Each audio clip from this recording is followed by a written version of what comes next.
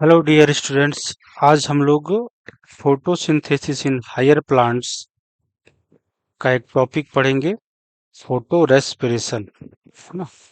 इसके बारे में हम लोग एनसीईआरटी का एक एक लाइन को डिकोड करेंगे और उसको समझेंगे कि फोटो रेस्पिरेशन है क्या, और ये किसी प्लांट में होता है और किसी प्लांट में नहीं होता है। जैसे C3 में होता है, C4 प्लांट में नहीं होता है। इससे पहले हम लोग C3 पाथवे, C4 पाथवे के बारे में ऑलरेडी डिस्कस कर चुके हैं प्रीवियस वीडियोज में। तो आज हम लोग फोटो रेस्पिरेशन के बारे में देखेंगे, ये कैसे होता है। तो फोटो रेस्पिरेशन एक्चुअली क्या है?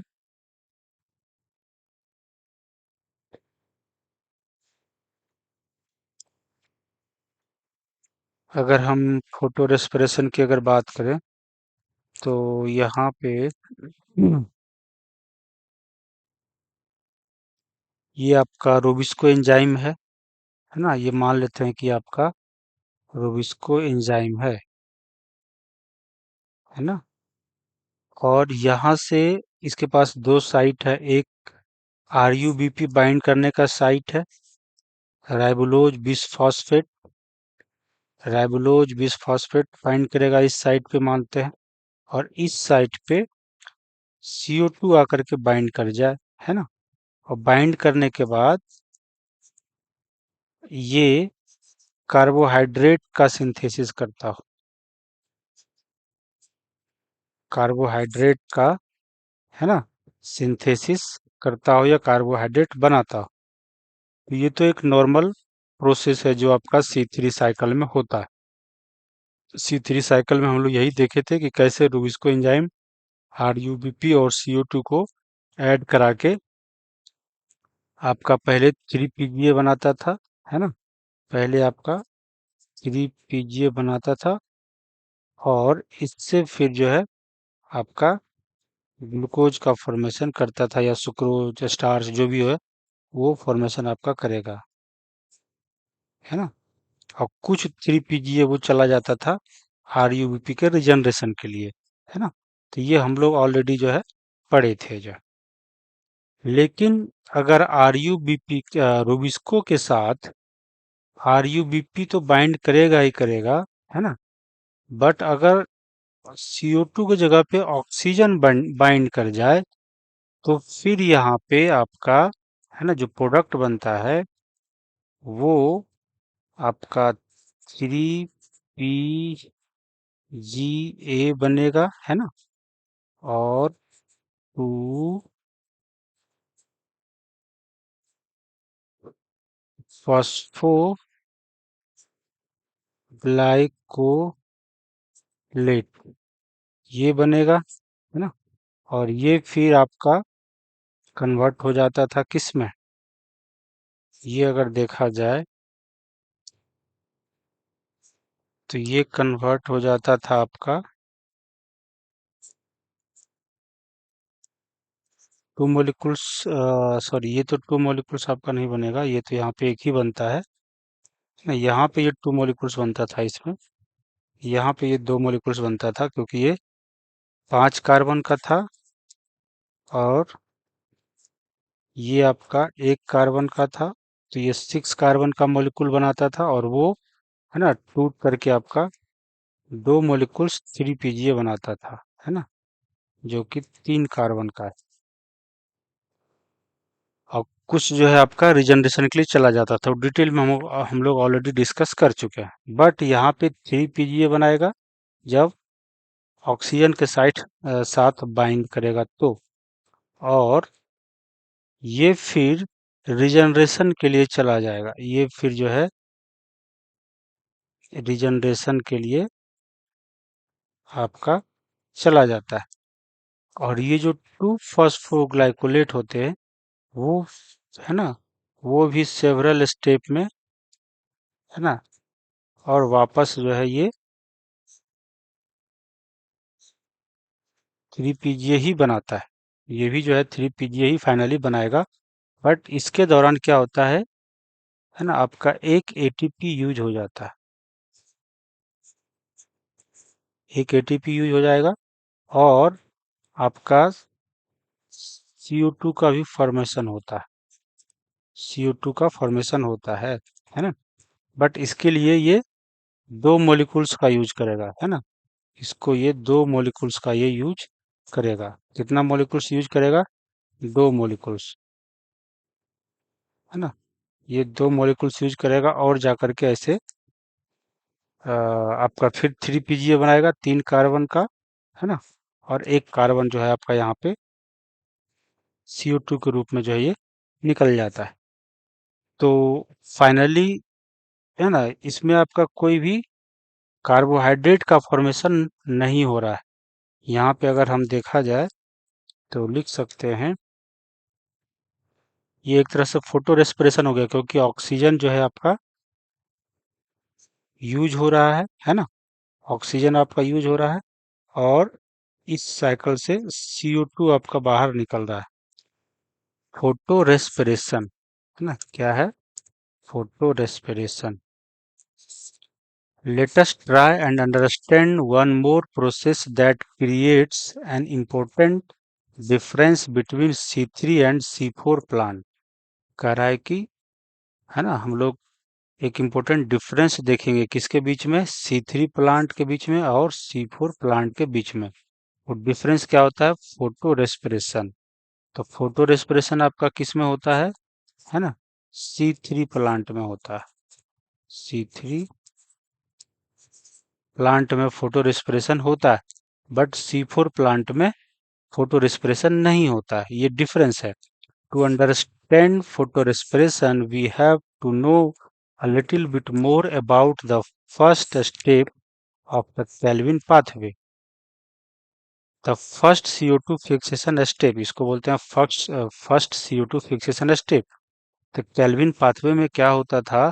This is the reaction where RuBP combines with CO2, है ना। फर्स्ट स्टेप में क्या होता है? जो आपका RuBP था, राइबोलोज बिसफॉस्फेट एक मॉलिक्यूल है, वो किसके साथ कंबाइन होता था? CO2 के साथ, to form two molecule of 3 PGA, और टू मोलिकुल ऑफ 3 PGA बनाता था। ये हम लोग ऑलरेडी देख चुके हैं। दैट इज कैटेलाइज्ड बाय, है ना, एक एंजाइम है जिसको बोलते हैं रूबिस्को। और रूबिस्को क्यों बोलते हैं इसको भी हम लोग समझेंगे।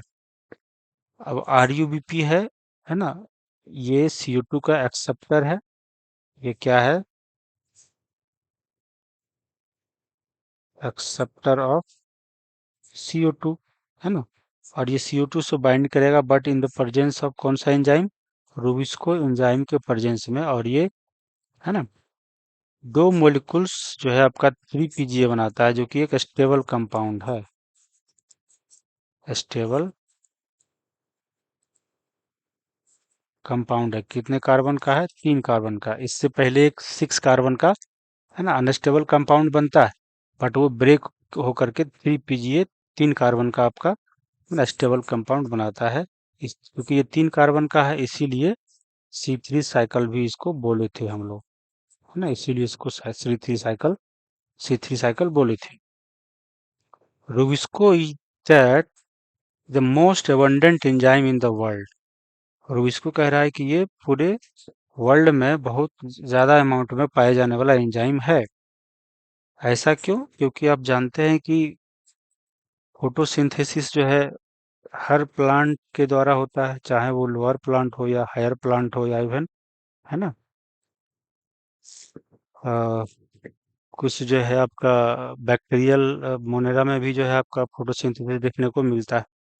तो जहाँ भी फोटोसिंथेसिस होगा वहाँ पे आपका, है ना, RuBP रूबिस्को एंजाइम आपको पाया ही जाएगा। इसीलिए ये बहुत ज़्यादा अमाउंट में पाया जाता है। It is characterized by the fact that its active site can bind to both CO2 and O2, है ना। मान लेते हैं ये आपका रूबिस्को एंजाइम है ना। तो ये आपका,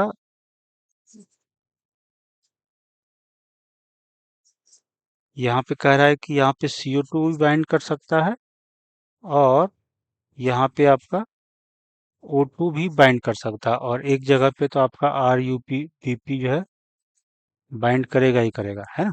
तो ये जो साइट है ना, यहाँ पे आपका ऑक्सीजन भी, CO2 भी बाइंड कर सकता है और ऑक्सीजन भी बाइंड कर सकता है। इसीलिए है ना। इसका एक्टिविटी आपका, अगर CO2 बाइंड करेगा तो ये कार्बोक्सिलेज की तरह काम करेगा,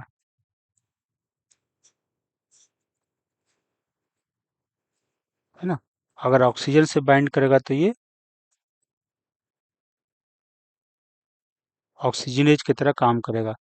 तो इसीलिए इसको, है ना, रूबिस्को बोला जाता है ना। सी से आपका जो आपका रूबिस्को है, सी से, सी मतलब हो गया कार्बोक्सिलेज, और एक जो ऑक्सीजन है यहाँ पे ओ, इसके लिए आ जाता है, ये ओ से लिया गया है ना, ये आपका ओ से लिया गया ऑक्सीजनेज, तो इसीलिए इसका नाम हो गया रूबिस्को। तो कह रहा है कि it is characterized by the fact that its active site can bind to both CO2 and O2, hence the name, इसीलिए इसका नाम रूबिस्को रखा गया। Can you think how this could be possible, है ना, ऐसा कैसे हो सकता है। तो इसको हम लोग समझेंगे कि कैसे ये होता है। Hence the name, rubisco is has a much greater affinity for CO2, है ना। ये जो है सबसे ज्यादा एफिनिटी कार्बन डाइऑक्साइड के साथ शो करता है। When CO2 and O2 is nearly equal, है ना, तब ये CO2 के साथ एफिनिटी शो करेगा। जब CO2 का मात्रा और ऑक्सीजन का मात्रा जो है ना, इक्वल होगा, नियरली इक्वल होगा, तब रूबिस्को जो है CO2 के साथ एफिनिटी ज्यादा शो करता है, बट ऑक्सीजन के साथ भी ये बाइंड कर सकता है। लेकिन मान लेते हैं 10 टाइम्स अगर रूबिस्को को रिएक्शन करना होगा तो 8 टाइम्स वो CO2 से बाइंड करेगा, और 2 टाइम जो है ना, ऑक्सीजन से बाइंड करेगा। अब आगे है, imagine what would happen if this were not so, अगर ऐसा नहीं होता तो क्या होता। दिस बाइंडिंग इज कम्पिटिटिव, कह रहा है कि ये बाइंडिंग जो है कम्पिटिटिव है ना। ये बाइंडिंग जो है कम्पिटिटिव होता है, यानी कि CO2 एंड ऑक्सीजन दोनों जो है compete करता है रूबिस्को से बाइंड करने के लिए। It is the relative concentration of oxygen and CO2 that determine which of the two will bind to the enzyme। ये दोनों का कंसंट्रेशन डिसाइड करता है कि कौन बाइंड करेगा इनमें से एंजाइम के साथ, रूबिस्को के साथ ऑक्सीजन बाइंड करेगा या CO2 बाइंड करेगा। ये CO2 और ऑक्सीजन का कंसंट्रेशन डिसाइड करता है। अब इसका अगर हम एक डायग्राम देखें,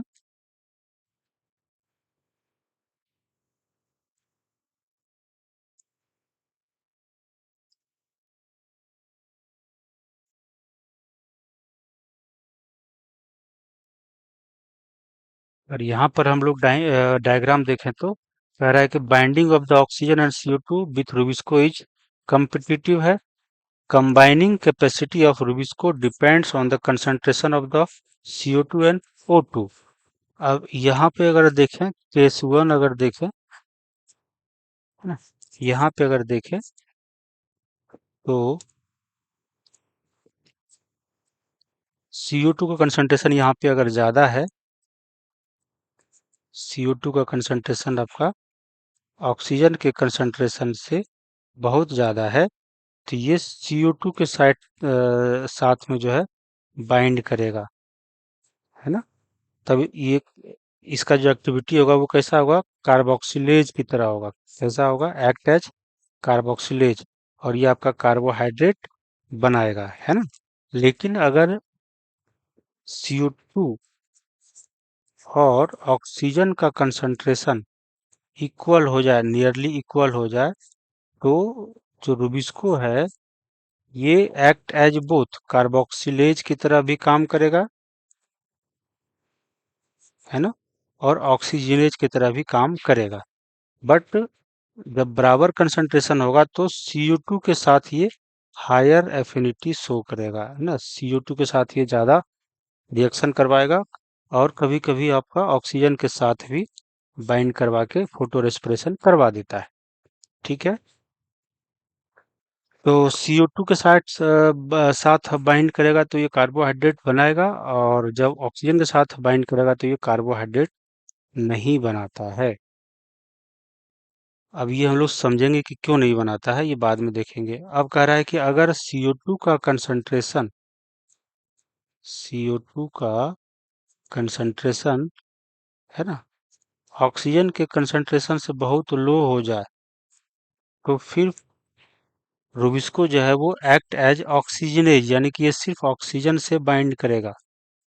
तब ये जो है ऑक्सीजन से बाइंड करेगा और ये क्या करवाएगा, फोटो रेस्पिरेशन करवाएगा, है ना, फोटो रेस्पिरेशन करवाएगा, यानी कि यहाँ पे कार्बोहाइड्रेट का सिंथेसिस नहीं होगा। तो ये चीजें यहाँ पे लिखा हुआ था। अब आगे है, in C3 plant some O2 does bind to the rubisco and hence CO2 fixation is decrease. C3 plant में क्या होता है ना, अगर, अच्छा ये जो है टेम्परेचर डिपेंडेंट भी है। टेम्परेचर अगर थोड़ा बढ़ेगा तो फिर ये इसकी ऑक्सीजन के साथ बाइंडिंग कैपेसिटी और थोड़ा सा बढ़ जाता है, और CO2 का कंसंट्रेशन घटा, है ना, और ऑक्सीजन का थोड़ा बढ़ा, तो फिर जो है ऑक्सीजन के साथ ही इसकी बाइंडिंग की कैपेसिटी बढ़ जाती है। टेम्परेचर कब बढ़ेगा, जब लाइट की इंटेंसिटी बढ़ जाएगी, है ना। तो एक तरह से कहें कि अगर बहुत ज़्यादा लाइट इंटेंसिटी हो गई तो भी जो है इसकी जो एफिनिटी ऑक्सीजन की तरफ जो है ज़्यादा हो जाता है, ऑक्सीजनेज की तरह काम करने लगता है।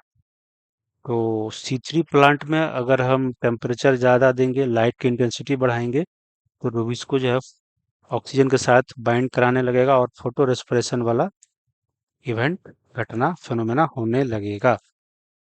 तो कह रहा है कि in C3 plant some O2 does bind to rubisco, है ना। तो कह रहा है कि C3 प्लांट में ऑक्सीजन जरूर बाइंड करता है आपका रूबिस्को से, कुछ जो है बाइंड करता है, और इस वजह से CO2, है ना, बार बार मान लेते हैं कि यहाँ पे अगर देखें, अगर हम यहाँ पे देखें, ये अगर C3 प्लांट है, अगर 10 CO2 को फिक्स होना था, तो 10 CO2 को फिक्स होना था, तो ये आपका मान लेते हैं कि इसमें से, और अगर थोड़ा सा टेम्परेचर हल्का सा बढ़ गया, है ना, या इंटेंसिटी बढ़ गई लाइट की, तो आपका ऑक्सीजन भी जो है इससे बाइंड करने लगता है। तो ये 10 ना बाइंड करके मान लेते हैं कि आपका 8 ही CO2 बाइंड किया, 8 CO2 बाइंड किया 8 टाइम्स, और ये 8 ग्लूकोज आपका, या मान लेते हैं कि इस पे 6 बाइंड किया, 6 बाइंड किया, 6 बाइंड करेगा तो एक ग्लूकोज आपका बनाएगा, 6 CO2 बाइंड करेगा तो आपका एक ग्लूकोज बनाएगा। और ये ऑक्सीजन जो है, मान लेते हैं यहाँ 12 रहता, यहाँ पे 12 रहता, ठीक है, तो ये दो ग्लूकोज बनाता अगर 12 से भी बाइंड करता तो, लेकिन ये अब 12 CO2 से ना बाइंड करके 6 ही बाइंड कर रहा है, या है ना 9 बाइंड कर रहा है, समथिंग ऐसा। तो वो अब दो ग्लूकोज नहीं बना पा रहा है, क्योंकि बीच में आपका वो ऑक्सीजन से भी बाइंड कर जाता है। तो ऑक्सीजन से बाइंड करेगा तो वो कोई कार्बोहाइड्रेट बनाएगा नहीं, नो फॉर्मेशन ऑफ ग्लूकोज, है ना, नो फॉर्मेशन ऑफ ग्लूकोज, है ना। और आपका दो CO2 एक तरह से देखा जाए तो ये रिलीज हो जाएगा, है ना। अगर यहाँ पे मान लेते हैं कि दो दो तो कैलकुलेशन जो है यहाँ पे एग्जैक्टली नहीं कर सकते हैं, वो बाद में देखेंगे कैसे किया जाएगा। तो सिंपली हम कहें कि ऑक्सीजन अगर बाइंड करेगा, एक ऑक्सीजन यहाँ पे बाइंड कर रहा है, तो हम यहाँ पे दिखाएं कि आपका CO2 भी आपका एक निकल जा रहा है।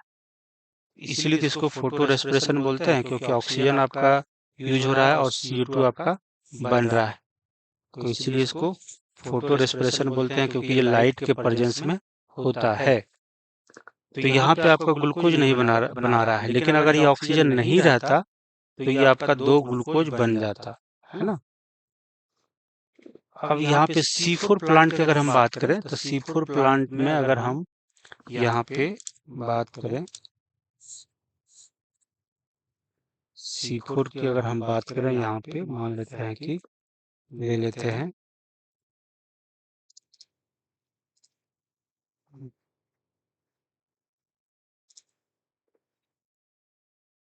मान लेते हैं यहाँ पे ले लेते हैं 12 CO2।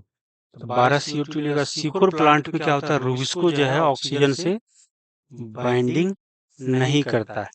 अब क्यों नहीं करता है, इसका हम लोग मैकेनिज्म समझेंगे कि ऑक्सीजन को कैसे इस रुबिस्को से दूर रखा जाता है। ऑक्सीजन है ना, रुबिस्को जहाँ रहता है वहाँ पे ऑक्सीजन एक तरह से कंसंट्रेशन बहुत कम रहता है ना, और हाई कंसंट्रेशन ऑफ CO2 रहता है, इसलिए ये बार बार है ना CO2 से ही बाइंड करेगा, है ना, सब बार बार जो है CO2 से ही बाइंड करेगा।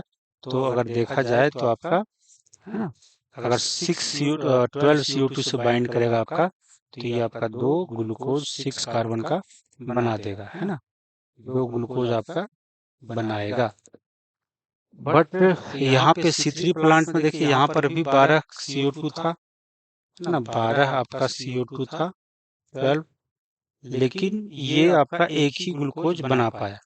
एक तरह से देखा जाए, जस्ट फॉर एग्जाम्पल के तौर पे देखा जाए, क्योंकि यहाँ पे 12 CO2 है ना, रूबी इसको से बाइंड नहीं कर पा रहा था, क्योंकि इसमें बीच बीच में ऑक्सीजन भी आकर के बाइंड कर रहा था। तो अगर हम कंपैरेटिव स्टडी करेंगे तो कुछ पैरामीटर्स को सेम रखना पड़ेगा। अगर यहाँ पे 12 रखते हैं, यहाँ भी 12 रखते हैं, तो जो कि 12 का 12 रूबीज को आपका बाइंड कर जा रहा है C4 प्लांट में, तो 2 ग्लूकोज मान लेते हैं बन जा रहा है। लेकिन यहाँ पे क्या आ रहा है, 12 का 12 नहीं बाइंड कर पा रहा है, यानी कि 6 बाइंड कर रहा है, 8 बाइंड करेगा, 9 बाइंड करेगा, 10 बाइंड करेगा, लेकिन बीच बीच में एक दो आपका ऑक्सीजन भी बाइंड कर जाएगा। तो कहीं न कहीं आपका ग्लूकोज का जो नंबर बनेगा वो, है ना, कहें तो लेस देन 2, है ना, less than 2 glucose,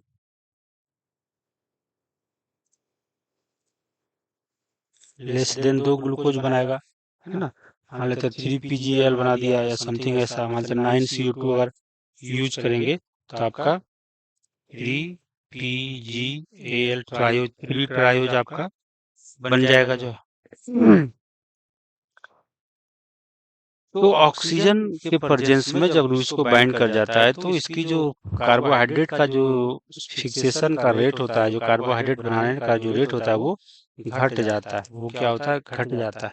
but C4 plant में जो है ना, वो ऑक्सीजन से बाइंड नहीं करता है, तो जो CO2 फिक्सेशन रेट है या कार्बोहाइड्रेट बनाने का जो रेट होता है, वो है ना हाई होता है as compare to C3 plant. तो यहाँ पर हम देखते हैं, तो here कह रहा है कि in C3 plant some O2 does bind to the rubisco and hence CO2 fixation is decrease, इसलिए घट जाता है ना, क्योंकि हमेशा CO2 बाइंड नहीं कर पा रहा है। Here the RUBP instead of being converted to 2 molecule of PGA bind with the O2 to form 1 molecule of phosphoglycerate and 1 जो है molecule of phosphoglycolate, जो 2 कार्बन का है। जो फास्फोग्लिसरेट होता है वो 3 कार्बन का होता है। तो जब ऑक्सीजन के साथ बाइंड करता है, तो रूबिस्को और ऑक्सीजन बाइंड करेगा। तो अब यहाँ पे अगर देखा जाए, है ना,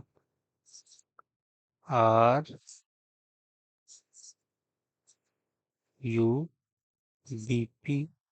है ना, प्लस अगर हम ऑक्सीजन लें और यहाँ पर रूबिस्को एंजाइम आएगा, है ना, रूबिस्को एंजाइम अगर आ गया, तो ये क्या करेगा, अब ये जो 2 PGA बना रहता था, 3 PGA, अब वो 2 नहीं बनाएगा, 1 3 PGA बनाएगा, है ना, और एक 2 फॉस्फोग्लाइकोलेट बनाएगा, है ना। ये 2 कार्बन का है, ये 3 कार्बन का है, और ये 2 कार्बन का है, ये जो है 2 कार्बन का है, क्योंकि ये आपका 5 कार्बन का था। तो 5 कार्बन अगर टूटेगा तो 3 या 2 में टूटेगा, क्योंकि यहाँ पे ऑक्सीजन के पास तो कोई कार्बन है नहीं, तो इसीलिए ये 5 ही कार्बन है, और 5 कार्बन जो है वो 3 कार्बन और 2 कार्बन के कंपाउंड में टूट जाता है। अब इसका आगे क्या होता है उसको हम लोग देखेंगे। कह रहा है कि, तो यहाँ से हम लोग पढ़ रहे थे, है ना, कि here RUBP instead of being converted to two molecule of PGA bind with O2 to form one molecule of फास्फोग्लाइसरेट, है ना। तो ये दो मोलिकुल्स पीजीए ना बना करके जब ये ऑक्सीजन के साथ बाइंड करता है तो एक मोलिकुल फास्फोग्लिसरेट बनाता है और दो जो है फास्फोग्लाइकोलेट बनाता है in the pathway called photo respiration, और इसको बोल देते हैं फोटो रेस्पिरेशन, है ना। इस पूरे को बोल देते हैं फोटो रेस्पिरेशन, और इसको डिटेल में हम लोग देखेंगे। In the photorespiratory pathway, there is a neither synthesis of sugar nor of ATP। यहाँ पे ना तो शुगर बनता है ना ही एटीपी का फॉर्मेशन होता है। Rather it results in the release of CO2, है ना। उल्टे जो है ये आपका CO2 का रिलीज करवाता है और यूटिलाइजेशन ऑफ एटीपी, और एटीपी का यूज होता है। In the photorespiratory pathway, there is no synthesis of ATP and NADPH। और फोटो रेस्पिरेटरी जो आपका रेस्पिरेशन हो रहा है उसमें ना ही तो एटीपी बन रहा है ना ही एनएडीपीएच बनता है ना। यहाँ तो एटीपी उल्टा यूज ही हो जा रहा है, बनने के सिवाय यूज हो जा रहा है, और एनएडीपीएच तो आपका बनता ही नहीं है। The biological function of the photo respiration is not known yet, but ये क्यों होता है इसका कोई बायोलॉजिकल फंक्शन अभी तक पता नहीं है।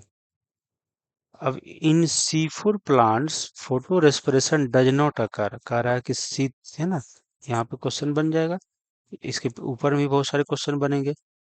तो C4 प्लांट में फोटो रेस्पिरेशन जो आपका नहीं होता है। This is because they have a mechanism that increases the concentration of CO2 at the enzyme site.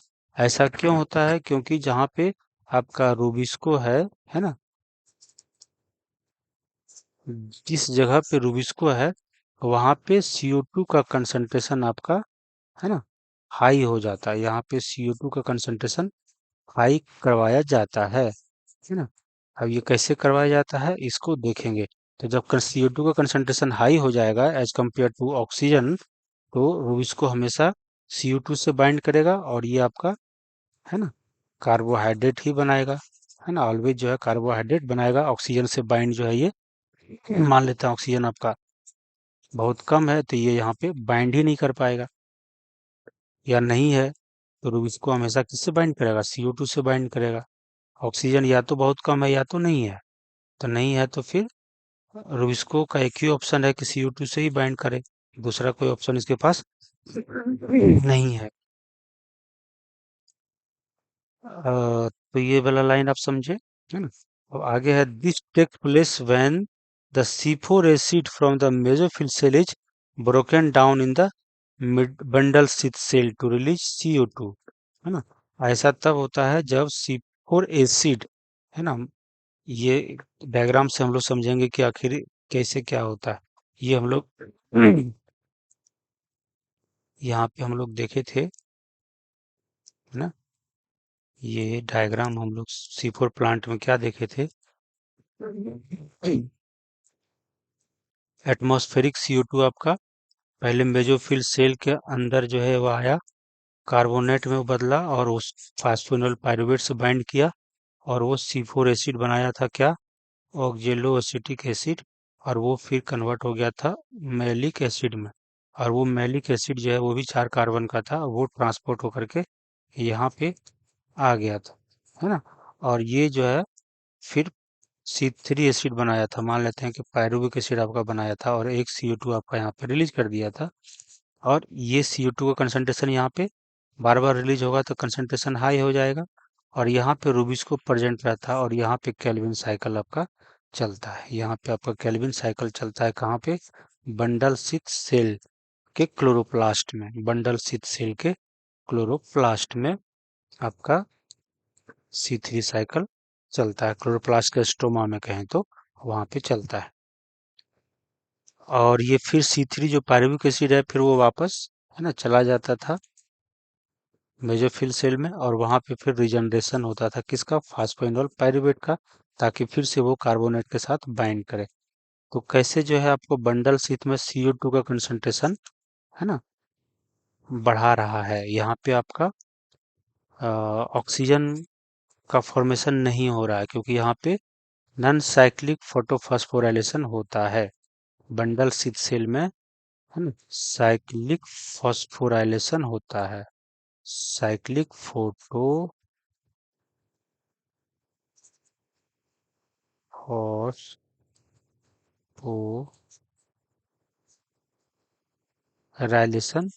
यहाँ पर होता है।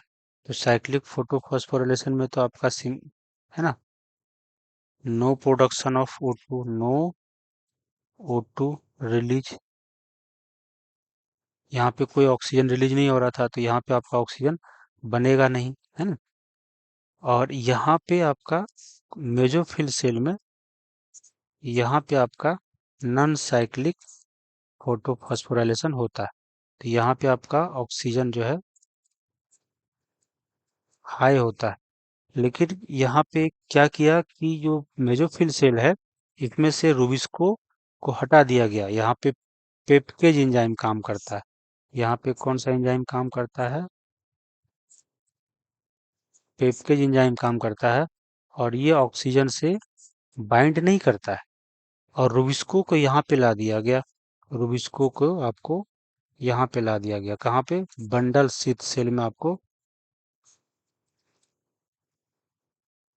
रूबिस्को को ला दिया गया। तो रूबिस्को जो है आपका, यहाँ पे ऑक्सीजन तो है नहीं, तो यहाँ पे किससे बाइंड करेगा? सिंपल CO2 से बाइंड करेगा ये।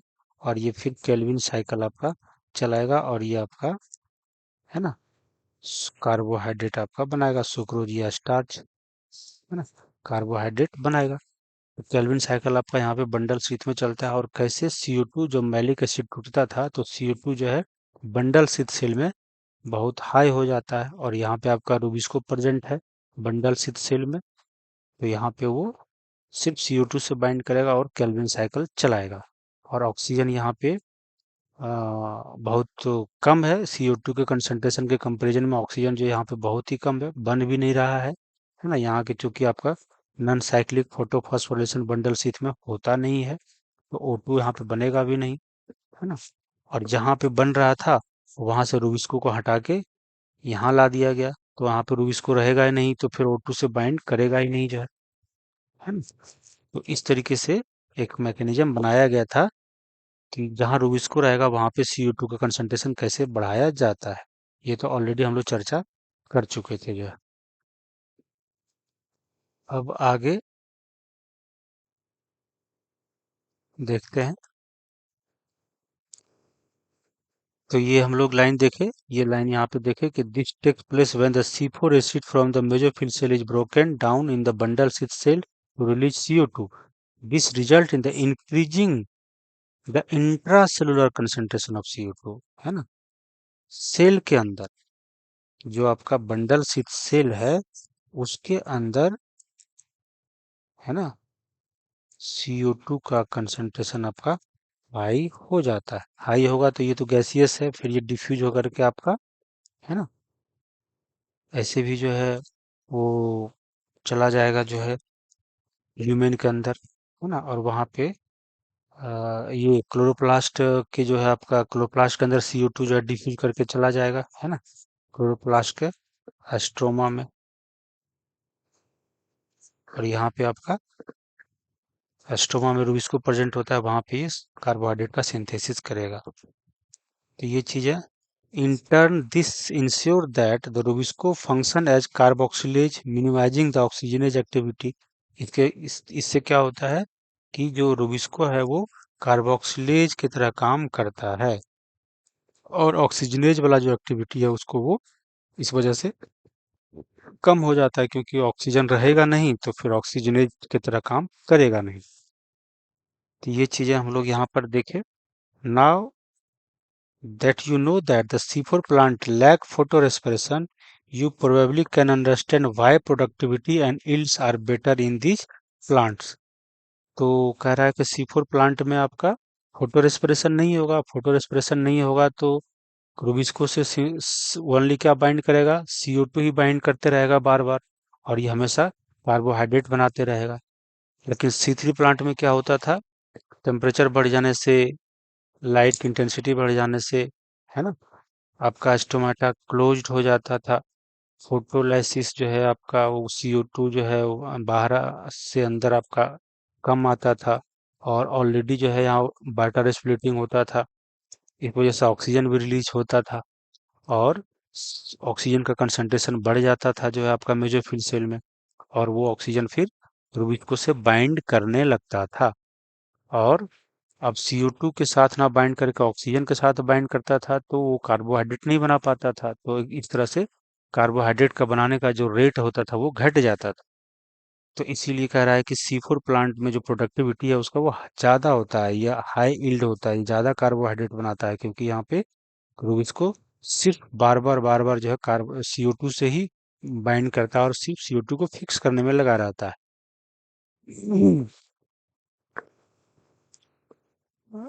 आगे है, in addition these plants show tolerance to higher temperature, और ये हायर टेम्परेचर को भी टॉलरेट कर सकता है ना, क्योंकि ये जो है आपका ड्राई कंडीशन में ग्रो करता है ना। ट्रॉपिकल रीजन में थोड़ा सा ये ग्रो कर सकता है, और ये C4 प्लांट जो है हायर टेम्परेचर को टॉलरेट कर सकता है, हाई लाइट इंटेंसिटी को भी टॉलरेट कर सकता है। Based on the above discussion can you compare plants showing the C3 and C4 pathway, है ना। क्या आप इस C3 एंड C4 पाथवे में कंपैरिजन कर सकते हैं। इसको हम लोग एक टेबल वाले, है ना, टेबल दिया हुआ है यहाँ पे, सब देखेंगे कि क्या क्या जो है, कौन सा चीज C3 प्लांट में होता है, कौन सा चीज C4 प्लांट में होता है। बट इससे पहले जो है थोड़ा फोटो रेस्पिरेशन को हल्का सा और, है ना, डिटेल में समझना चाहिए कि फोटो रेस्पिरेशन में कौन कौन सा ऑर्गेनेल इन्वॉल्व होता है ना। फोटो सिंथेसिस, फोटो रेस्पिरेशन में कौन कौन सा ऑर्गेनेल इन्वॉल्व होता है।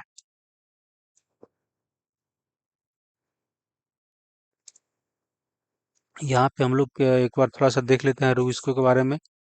ये आपका रूबिस्को का नाम क्यों पड़ा था, क्योंकि राइबोलोज बिसफॉस्फेट, राइबोलोज यहाँ से R और यहाँ से U लिया, है ना। राइबोलोज को RU से डिनोट कर दिया गया, राइबोलोज को RU से डिनोट कर दिया गया, है ना। और बिस से फॉस्फेट वाला बिस यहाँ पे रख दिया गया, और कार्बोक्सिलेज से C यहाँ पे रख दिया गया, और ऑक्सीजनेज वाला जो है उससे ऑक्सीजन O को यहाँ पे रख दिया गया, तो बन गया आपका रूबिस्को।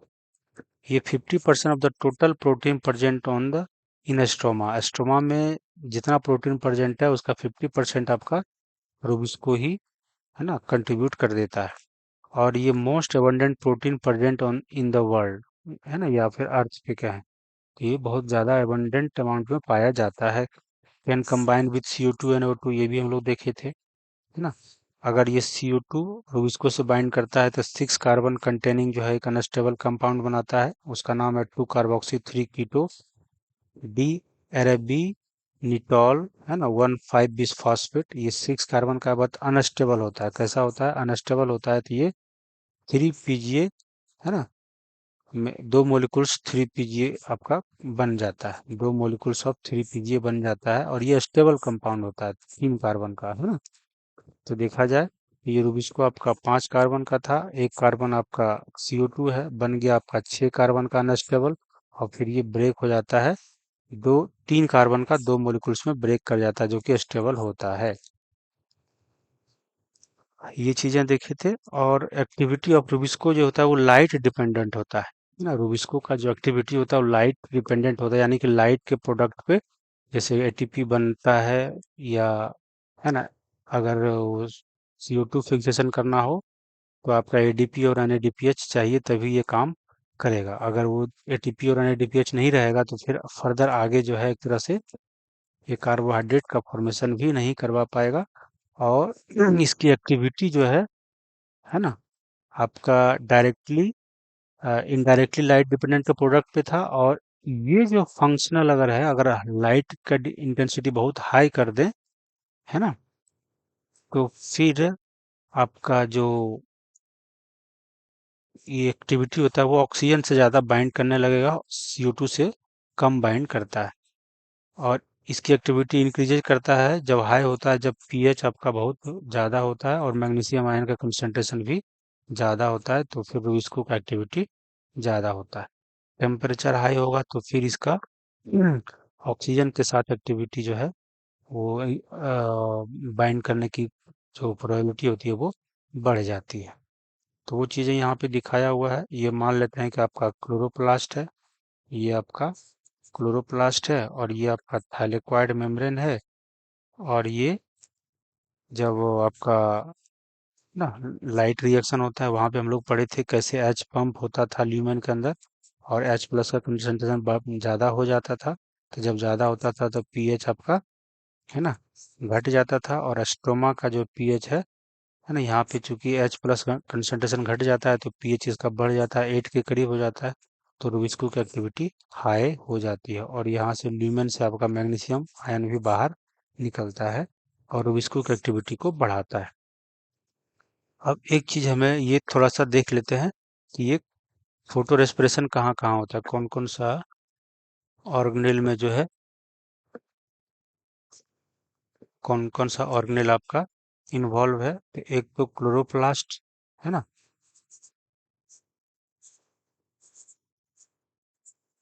दूसरा आपका पेरोक्सिसोम और तीसरा जो है आपका माइटोकॉन्ड्रिया।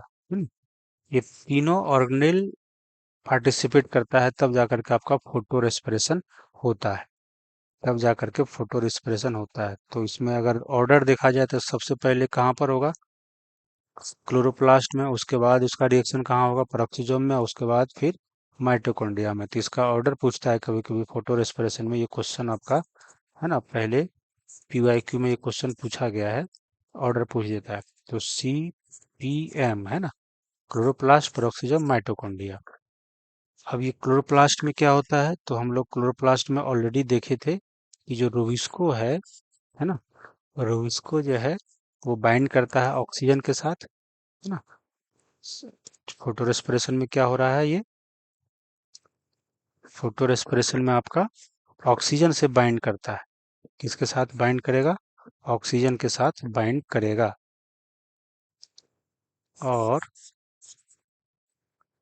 ऑक्सीजन के साथ बाइंड करेगा तो हम लोग क्या पढ़े थे कि ये ऑक्सीजन के साथ बाइंड करेगा तो एक मॉलिक्यूल 3 फॉस्फोग्लिसरेट बनाएगा और एक मॉलिक्यूल 2 फॉस्फोग्लाइकोलेट बनाता था। 2 फॉस्फोग्लाइकोलेट, ग्लाइकोलेट आपका इस तरह से है ना, ये ग्लाइकोलेट हो गया। और ये पहला कार्बन है, ये दूसरा कार्बन है, दूसरा कार्बन पे आपका एक फॉस्फेट ग्रुप जुड़ा हुआ है। अब ये 2 फॉस्फोग्लाइकोलेट है ना, ये आपका 2 फॉस्फोग्लाइकोलेट है, ये कन्वर्ट हो जाता है आपका ग्लाइकोलेट में।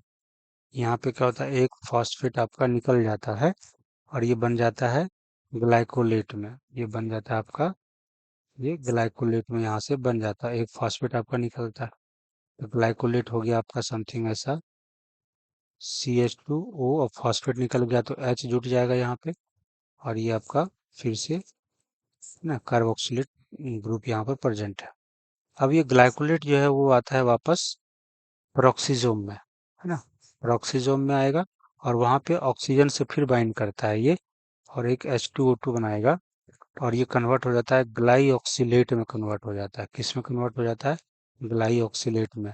ग्लाइऑक्सिलेट अगर देखा जाए तो ये एक एल्डिहाइड ग्रुप है यहाँ पे और ये एक कार्बोक्सिलेट, कार्बोक्सिलिक ग्रुप या कार्बोक्सिलेट इसको बोलते हैं। तो ये आपका कार्बोक्सिलेट बन जाता है। फिर कार्बोक्सिलेट में एमिनेशन होता है, NH2 जो है ग्रुप जुड़ता है और ये बना देता है आपका ग्लाइसिन, ग्लाइसिन बन जाता है।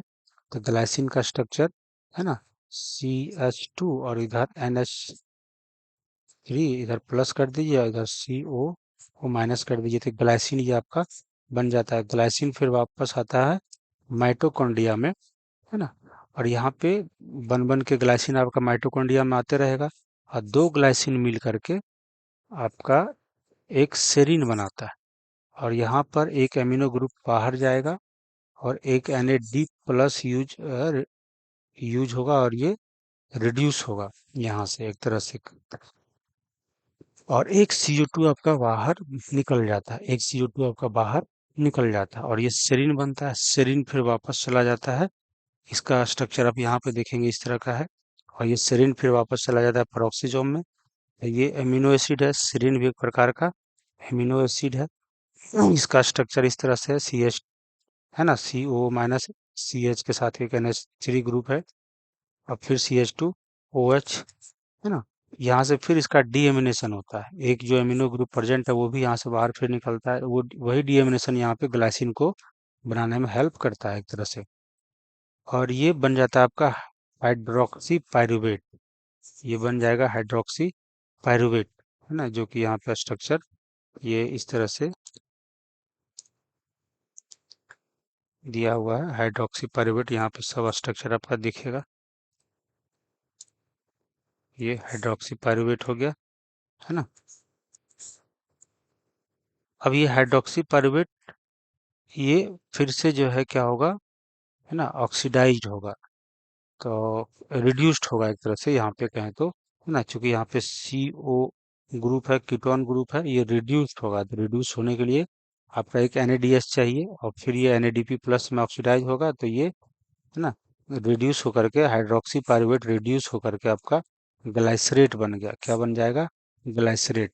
CHOH इसके साथ CO- और फिर इसके साथ CH2OH, ये ग्लाइसरेट बन गया, और ये ग्लिसरेट आपका चला जाता है फिर से माइटोकॉन्ड्रिया के स्ट्रोमा में, है ना। तो यहाँ पे अगर आप देखेंगे माइटोकॉन्ड्रिया में एक NADH बन रहा है, और पेरोक्सिसोम में एक NADH यूज हो रहा है, तो नेट जो है ना तो NADH बना ना तो NADH यूज हुआ, समथिंग ऐसा जीरो। नेट आपका NADH का जो फॉर्मेशन है वो जीरो हो जाएगा। अब ये जो ग्लिसरेट आ गया था फिर से क्लोरोप्लास्ट के स्ट्रोमा में, ये इसका फास्फोराइलेशन होगा। ग्लाइसरेट जो है कि थर्ड पोजीशन पे, है ना, इस पोजीशन पे फॉस्फेट OH पे जुड़ेगा, H हटेगा और वहां से फॉस्फेट जुड़ जाएगा, तो ये बन जाएगा 3 फॉस्फोग्लिसरेट, 3 PGA, फिर से आपका ये फाइनली बन जा रहा है, और ये यहाँ पे एक ATP आपका यूज हो गया। तो कौन कौन सा ऑर्गन यहाँ पे यूज हुआ इसे हम लोग देखे, और कहाँ पे ATP यूज हुआ? क्लोरोप्लास्ट के स्ट्रोमा में फिर आपका ATP यूज हुआ 3 PGA बनाने के लिए, और ये सारे 3 PGA जो बन रहे हैं वो सब चले जाते हैं रूबिस्को राइबोलोज बिसफॉस्फेट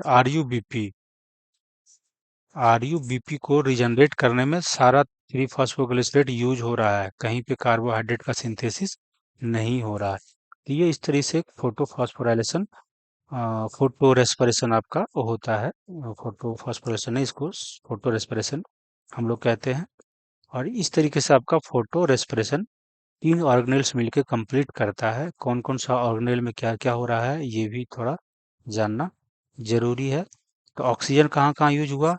तो ऑक्सीजन क्लोरोप्लास्ट में यूज हुआ, और ए- आपका पेरोक्सिसोम में यूज हुआ, है ना। यहाँ पे आपका ऑक्सीजन यूज हुआ, है ना। यहाँ पे ऑक्सीजन यूज हुआ, यहाँ पे यूज हुआ क्लोरोप्लास्ट में और पेरोक्सिसोम में। CO2 का फॉर्मेशन कहाँ पर हुआ? CO2 का फॉर्मेशन आपका माइटोकॉन्ड्रिया में हुआ। CO2 का फॉर्मेशन आपका कहाँ पर हुआ? माइटोकॉन्ड्रिया में CO2 रिलीज हुआ। कब रिलीज हुआ? जब दो ग्लाइसिन आपका, है ना, मिलकर के एक सेरीन बनाता है, तो ये दो ग्लाइसिन आपका 2 कार्बन का है तो 4 कार्बन हो जाएगा, और सेरीन आपका 3 कार्बन का है, तो एक कार्बन को बाहर निकलना होगा तो वो CO2 ग्रुप में बाहर निकल जाता है। तो ऑक्सीजन आपका अंदर जा रहा है और CO2 आपका बाहर आ रहा है, तो ऑक्सीजन लेना और CO2 निकलना, ये हो गया रेस्पिरेशन। और ये किसके प्रेजेंस में हो रहा है ना, लाइट के प्रेजेंस में होता है, इसीलिए इसको बोल देते हैं फोटो रेस्पिरेशन। तो ये चीजें समझाना था। अब डायरेक्ट हम लोग आ जाते हैं NCERT का जो वो क्वेश्चंस है, इसको देख लेते हैं कि ये सारा जो है क्वेश्चन। अच्छा, एक चीज और बताना था कि एक चीज और बताना था, ये आप थोड़ा सा देखिए, है ना। C4 प्लांट का जो मेसोफिल सेल होते हैं और बंडल शीथ सेल में क्या क्या डिफरेंसेस होता है। तो C4 प्लांट का जो मेसोफिल सेल होते हैं उसमें रूबिस्को absent होता है, पेपकेज प्रेजेंट होता है ना। और क्लोरोप्लास्ट ग्रेनल होता है। ग्रेनल का मतलब होता है वो, है ना। वो क्लोरोप्लास्ट में जो थैलेकॉइड जो ल्यूमेन जो होते हैं, थैलेकॉइड जो आपका एक तरह से बहुत सारे थैलेकॉइड प्रेजेंट होते हैं, वो एक दूसरे पर स्टैक्ड होते हैं, वो एक दूसरे पे ऐसे करके स्टैक्ड होते हैं, तो उसको ग्रेना बोलते हैं, ग्रेनल होता है ना।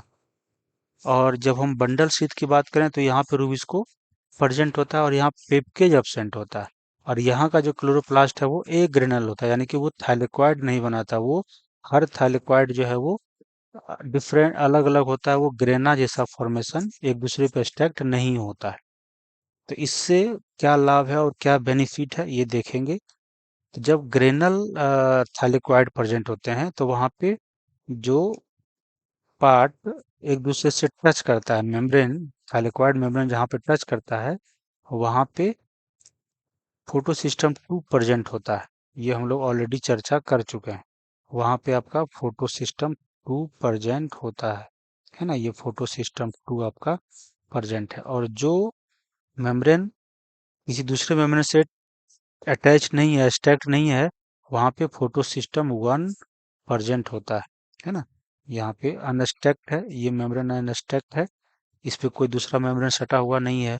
तो चूंकि यहाँ पे PS1 भी है, PS2 भी है, इसलिए यहाँ पे नॉन साइक्लिक फोटोफॉस्फोराइलेशन होता है मेसोफिल सेल में। और नॉन साइक्लिक फोटोफॉस्फोराइलेशन होता है तो आपका ऑक्सीजन निकलता है, ATP बनता है और NADPH बनता है। मेनली यहाँ पे देखना है O2 बन रहा है, O2 बन रहा है तो यहाँ पे, है ना, रूबिस्को रहता है तो फोटो रेस्पिरेशन हो जाता। लेकिन C4 प्लांट ने क्या किया, यहाँ पे मेसोफिल सेल से रूबिस्को को हटा दिया गया, absent कर दिया गया, जहाँ पे ऑक्सीजन बन रहा था। अब यहाँ पे क्लोरोप्लास्ट एग्रेनल है, एग्रेनल है तो वहाँ पे सिर्फ PS1 प्रेजेंट है ना। क्योंकि यहाँ पे जो मेम्ब्रेन होते हैं वो सब एप्रेस्ड नहीं है, एक दूसरे से सटा हुआ नहीं है, तो यहाँ पे फोटो सिस्टम ओनली 1 पाया जाता है हर जगह, है ना। तो फोटो सिस्टम 1 होता है तो वो साइक्लिक फोटोफॉस्फोरिलेशन कराएगा। और जब साइक्लिक फोटोफॉस्फोरिलेशन होता है तो ऑक्सीजन जो है आपका इवॉल्व नहीं होता है, ओनली ATP आपका बनता है, NADPH भी नहीं बनता है। तो ये चीजें जो है भी बंडल शीथ में आपका देखिए ऑक्सीजन नहीं बन रहा है। इसीलिए यहाँ पे रूबिस को रखा गया, क्योंकि ऑक्सीजन यहाँ पे बन नहीं रहा है। और यहाँ पे मेसोफिल सेल से आपका मैलिक एसिड आता है और CO2 यहाँ पे रिलीज करवाता है। तो इस तरीके से, है ना, सेपरेशन करवा दिया जाता है रूबिस्को को।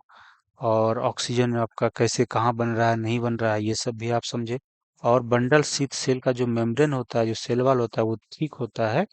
यहाँ से गैसियस जो है, जो CO2 आपका मान लेते हैं बन रहा है, वो आसानी से बाहर, है ना, नहीं जा पाता।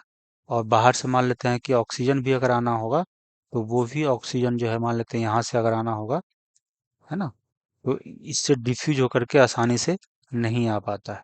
इस वजह से यहाँ पे CO2 का कंसंट्रेशन हाई हो जाता है ना, बंडल स्थित सेल में। और इसीलिए रूबिस्को जो है आपका सिर्फ CO2 से बाइंड करता है और कार्बोहाइड्रेट बनाता है। यहाँ पे फोटो रेस्पिरेशन होने की चांसेस खत्म हो जाती है। तो ये थोड़ा सा एक चीजें था एक्स्ट्रा। अब हम लोग देखते हैं कि ये क्वेश्चंस देख लेते हैं कि cell type in which the Calvin cycle take place.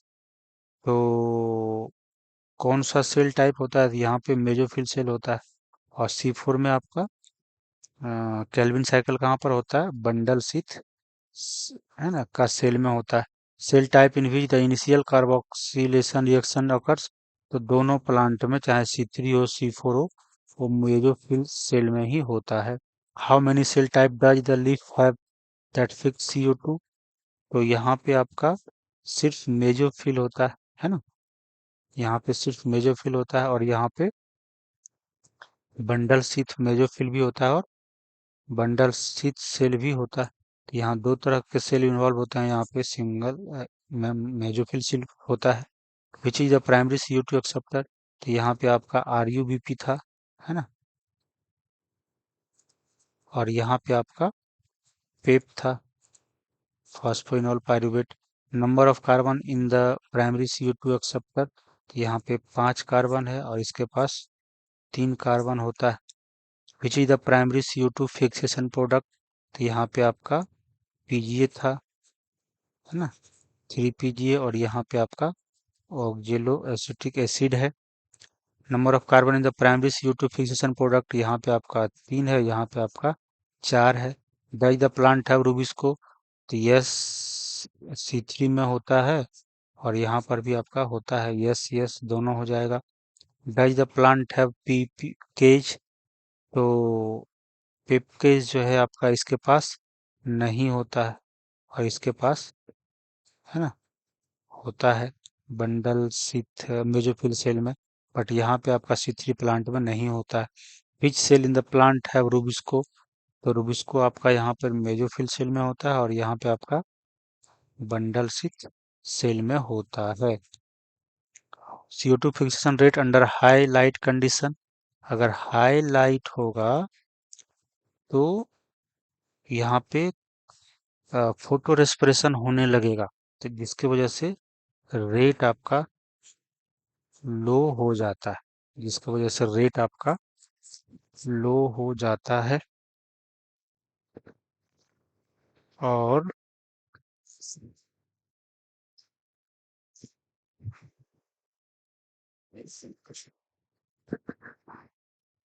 यहाँ पे अगला क्वेश्चन हम लोग देखते हैं।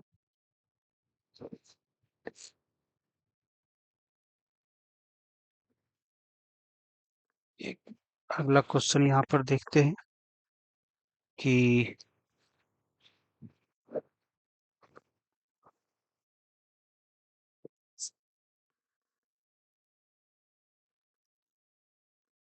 हाँ सॉरी, इसको हम लोग अगला क्वेश्चन देखते हैं। यहाँ पे CO2 fixation rate under high light condition, आपका यहाँ पे जब लाइट हाई हो जाएगा, है ना, तो टेम्परेचर भी बढ़ेगा, स्टोमेटा क्लोज होगा, तो फोटो रेस्पिरेशन यहाँ पे होने के चांसेस जो है आपका बढ़ जाएगा, है ना, तो यहाँ पे लो हो जाएगा और यहाँ पे आपका हाई हो जाएगा, है ना, यहाँ पे आपका हाई हो जाएगा। Whether photo respiration is present at low light intensity, तो लो लाइट इंटेंसिटी पे फोटो रेस्पिरेशन आपका, है ना, नेग्लेजिबल होगा। Whether photo respiration is present at low light intensity, तो लो लाइट इंटेंसिटी पे आपका फोटो रेस्पिरेशन, है ना, नेग्लेजिबल होगा, इसमें तो खैर होगा ही नहीं। Whether photo respiration is present at high light intensity, yes यहाँ पे आपका बहुत ज़्यादा देखने को मिलेगा और यहाँ पे तो लाइट कम हो ज़्यादा हो बहुत ज़्यादा फर्क नहीं पड़ता है ना। अब whether the photo respiration would present at low CO2 concentration, तो लो CO2 कंसंट्रेशन पे आपका जब कम होगा, यानी कि इस ऑक्सीजन जो है आपका ज़्यादा हो जाएगा, तो फिर हाई हो जाएगा यहाँ पे, है ना, यहाँ पे whether photo respiration would present at low CO2, yes यहाँ पे हो जाएगा और यहाँ पे आपका नेग्लेजिबल होगा, है ना। Whether photo respiration would be present at high CO2 concentration, तो फिर यहाँ पे जब CO2 हाई हो जाएगा तो ऑक्सीजन के साथ रुबिस्को के जो बाइंडिंग जो एफिनिटी होगी वो थोड़ा सा कम हो जाएगा, है ना, जल्दी नहीं बाइंड करेगा, तो ये आपका नेग्लेजिबल हो जाएगा और यहाँ तो भी नेग्लेजिबल ही होगा। टेम्परेचर ऑप्टिमम आपका 20 से 25 होता है यहाँ पे डिग्री सी, और यहाँ पे आपका 30 से 40 डिग्री सी होता है। और एग्जाम्पल आप अगर आप C3 प्लांट का लेंगे तो, है ना, व्हीट होगा, राइस हो जाएगा, है ना, बार्ले हो जाएगा आपका, मिलेट बार्ली हो जाएगा, ओट हो जाएगा इसमें आपका, है ना, ये सब हो जाएगा, स्पाइनच हो जाएगा, है ना। बाकी और भी सब आप लिख सकते हैं, मस्टर्ड लिख सकते हैं, है ना, पी लिख सकते हैं, सब C3 प्लांट में आएगा। और जो C4 प्लांट होते हैं उसका आप मेज लिख सकते हैं, मेज होता है, शुगर केन आपका होता है ना, और सोरगम आपका होगा। तो ये तो आपका एग्जाम्पल एनसीईआरटी में ये सब दिया हुआ है ना। और आपका मिलेट इसमें आ जाएगा, है ना, इसमें आ जाएगा, इसमें आप एमेरेंथस, है ना, लाल साग जिसको बोलते हैं, और आपका बथुआ का साग होता है, सीनोपोडियम, है ना, ये सब सब आपका C4 प्लांट है। और ये दोनों अगर देखा जाए तो एमेरेंथस, है ना, और सीनो जो पोडिया है ये आपका डाइकोट में आ जाएगा, है ना, डाइकोट में आ जाएगा। और ये मेज, शुगर कैन, सोरगम जो है ये सब आपका, है ना, मोनोकोट प्लांट में आएगा। तो C4 प्लांट आपका मोनोकोट भी हो सकता है और डाइकोट भी हो सकता है, ऐसा नहीं कि मोनोकोट, हाँ, लेकिन ये है कि मोनोकोट आपका ज्यादातर, है ना, मिलेगा, डाइकोट आपका ज्यादा नहीं मिलेगा, है ना, ज्यादातर आपका C4 प्लांट मोनोकोट में ही देखने को मिलता है। तो ये सब जो है कुछ आपका इंफॉर्मेशन था फोटो रेस्पिरेशन के बारे में। और फिर हम लोग C3 और C4 प्लांट के बारे में भी जो है कुछ डिफरेंसेस देख लिए। अब नेक्स्ट लेक्चर में हम लोग फैक्टर्स अफेक्टिंग फोटोसिंथेसिस के बारे में देखेंगे। तो आज का लेक्चर में यहीं पे समाप्त करता हूँ, है ना। फिर नेक्स्ट लेक्चर हम लोग फैक्टर्स अफेक्टिंग फोटो रेस्पिरेशन के बारे में पढ़ेंगे। थैंक्स।